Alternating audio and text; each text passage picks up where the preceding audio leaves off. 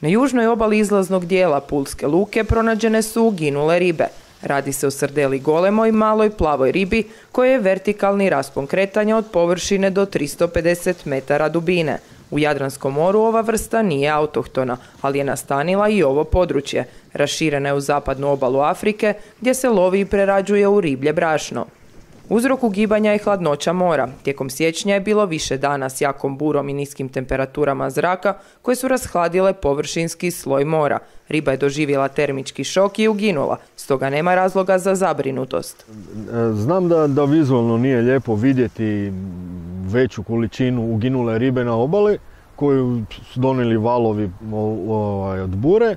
Međutim, to je jedan prirodni fenomen jer je poznato da ova vrsta, znači sardela golema, uslijed naglog zahlađenja doživljava termički šok i da dolazi do njenog pomora, masovnog ugibanja. To je upisano u literaturi, sam taj fenomen.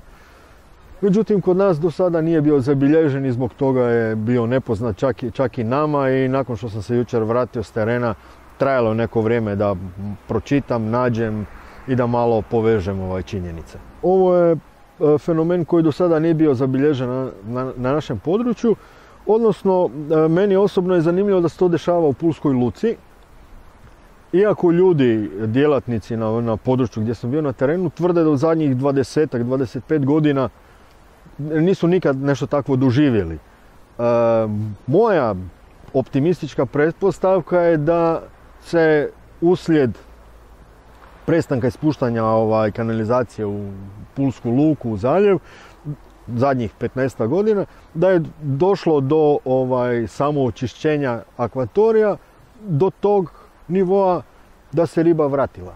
Jer da je prije bila, vjerojatno, isto tako je bilo hladnih zima i vjerojatno bi isto tako dolazilo do pomora što bi ljudi vidjeli. Naravno, ovo je moja spekulacija na kojoj bi trebalo raditi i trebalo potkrijepiti dokazima. Ovom prilikom bih htio istaknuti izuzetno pozitivan primjer suradnje građana, civila, amatera sa nama profesionalcima, odnosno stručnjacima, znanstvenicima, jer nas ima puno premalo da bi mogli u svakom trenutku biti na svakom mjestu i pokrivati cijelo područje.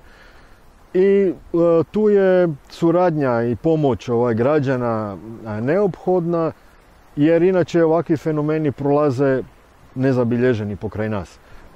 I to je inače trend i u Europi. Ja ovim putem pozivam ljude da ukoliko zamijete nešto neobično, slobodno da se jave u Centar za istraživanje mora, pa ćemo po potrebi izaći na teren, vidjeti o čemu je riječ, objasniti ukoliko možemo sami, ukoliko ne, poslaćemo dalje i na taj način ćemo znati što se događa u našem okolišu.